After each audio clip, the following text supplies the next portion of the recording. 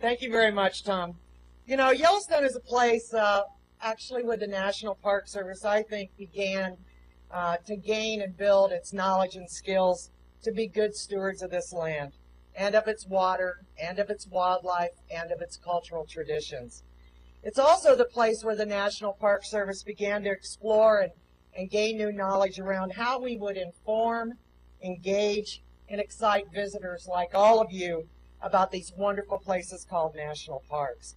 And even at Yellowstone, we also have the tradition of beginning to help the Park Service understand how you manage all aspects of a park operations to fit in with its beautiful surroundings.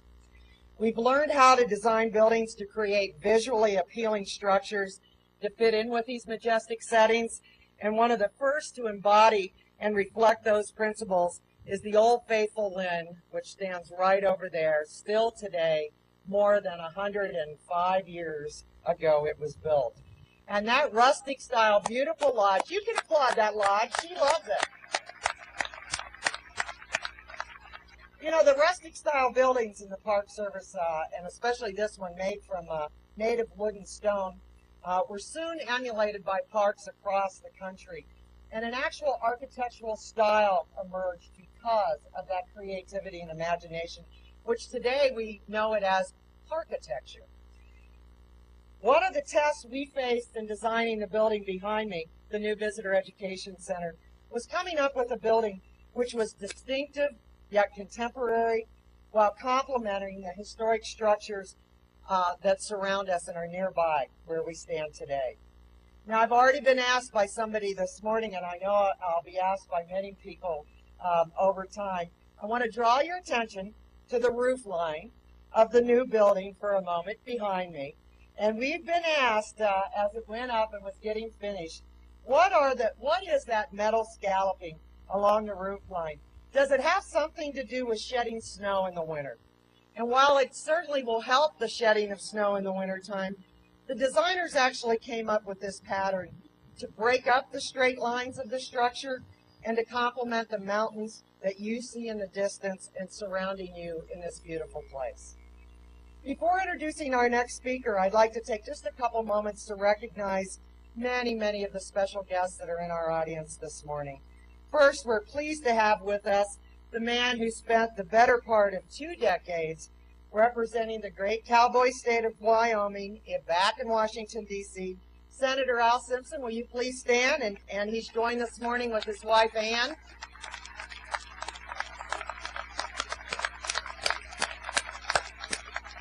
And also, Wyoming also gives great support to Yellowstone National Park through its congressional members. We're very fortunate to have Senator Mike Enzi, Senator John Barrasso, and Congresswoman Cynthia Lummis. Their schedules didn't allow them to attend today, but they are represented here by their local district representatives. So I'm going to ask Karen McCreary, Pam Bulleen, and Ryan McConaughey to please stand. Thanks for coming today. It takes a great group of people and a lot of hard work to provide for the needs of more than 3 million visitors who come every year to Yellowstone. And helping the National Park Service with that task each and every day is our park concessioners. With us this morning in the audience are Andy and Sarah Todd, Steve and Janice Tedder, and Jim McKillop, and they're here representing Xanterra Parks and Resorts. Would you please stand?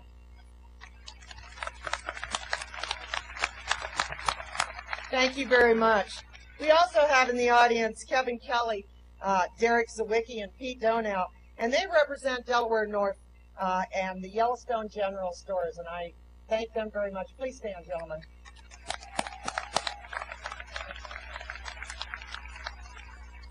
Our next speaker this morning is certainly somebody who's very at home in this distinctive ranger uniform and hat on behalf of the National Park Service.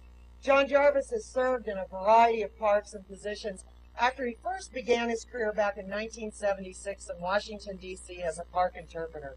He's also served as the superintendent of 3 different parks in the service: Craters of the Moon National Park in Idaho, Wrangell St. Elias National Park in Alaska, and Mount Rainier National Park in Washington State, before he became the regional director for the Pacific West region of the National Park Service in 2002.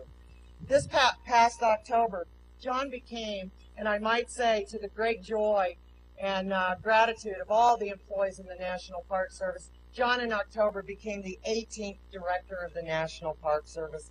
And it is my distinct pleasure to present to you our Director of the National Park Service, John Jarvis.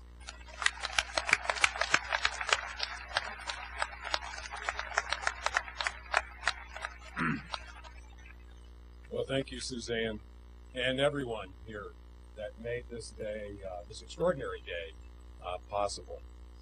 To be here in Yellowstone on our Founders Day, on this extraordinarily beautiful weather day, at the place that America's best idea was born is really, and to be the 18th director is an extraordinary honor.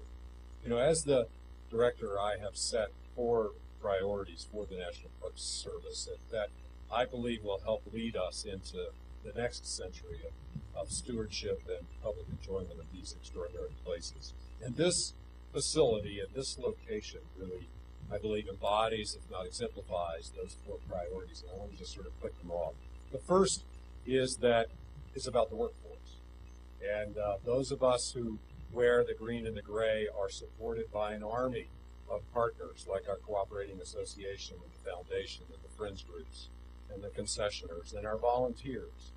And we need that village in order to accomplish this kind of project, as well as to take care of this extraordinary place and the other 390 plus places that have been entrusted to us. And so this is a perfect example of that kind of partnership workforce that is at the top of my priorities.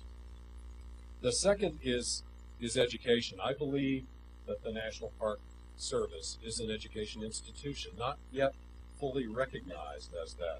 Though recently there's a new book out called Education Nation by Milton Chen. He's the executive director of the George Lucas Education Foundation. The book just came out. I would highly recommend it, by the way. And let me just read you a quote from that book. To the many places where students can learn, I would add the national parks. An education nation requires a citizenry that understands its history and its values. As 391 of the most significant places in our nation, from Pearl Harbor and Volcanoes National Park in Hawaii to Acadia National Park in Maine, the national parks have a unique role to play in helping students understand their national identity and what it means to be an American. This park, this facility, these extraordinary exhibits exemplify that opportunity to recognize the National Park System as a education institution. And within that, I think we hope to inspire some young scientists that will take advantage of this great facility, a new generation of scientists. The third is making the national parks relevant to all Americans. And that is a challenge, particularly for young people who increasingly rely on technology for their experience, or certainly to accompany their experience. And this new facility embraces technology in a new way, and hopefully that will inform as well as excite a whole new generation. And the fourth is stewardship, and not only stewardship of the resource, but the stewardship of our facilities. And this center achieves that in multiple ways. One, of course, by inspiring the visitor to come in and learn and become good stewards of our national parks.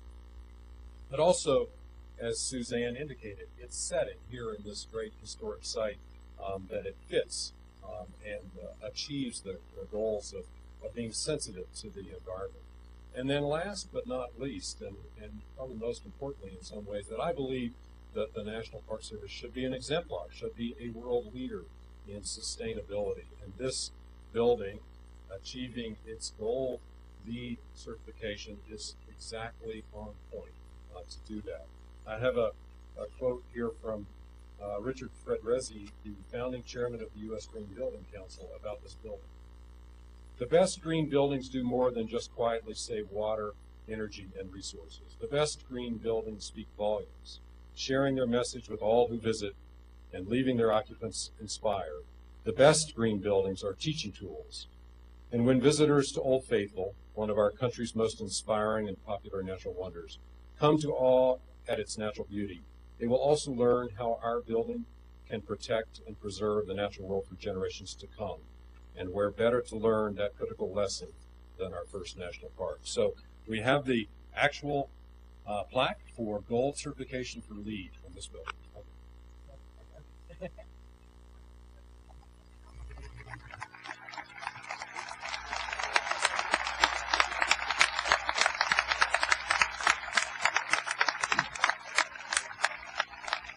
So we hope this building sets the standard for the service. We have set a standard of silver as the minimum for LEED.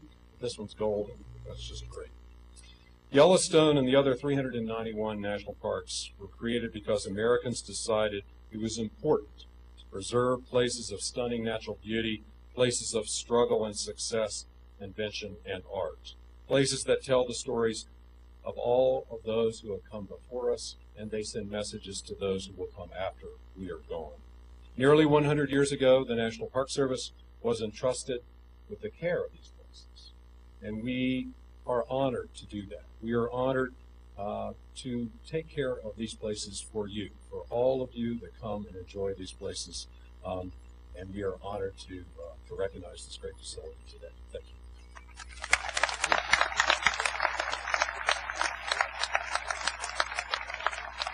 Thank you very much, John.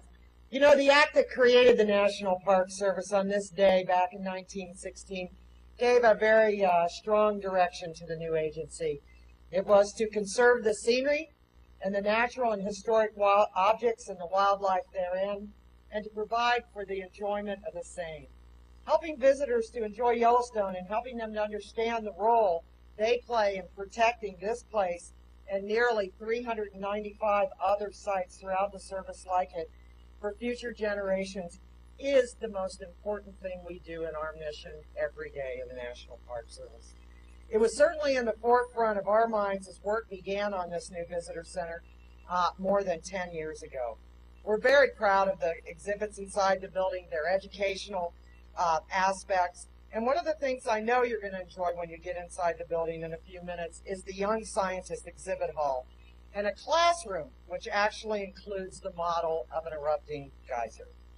Before introducing our next speaker, I have just a couple more people that I've got to say hello to in the audience. And I don't know if he's here yet, but if he is, I'd hope that he would stand and let us recognize an individual who first put forward this idea of challenging the Yellowstone Park Foundation and who conceptualized the need for philanthropic fundraising to meet the need to build this building.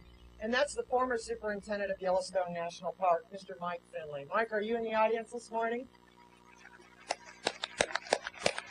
Maybe not. We'd hope Mike would be here. I think he might join us later today. Next, someone else who really started the planning almost 10 years ago for this visitor center from the ground up when she was our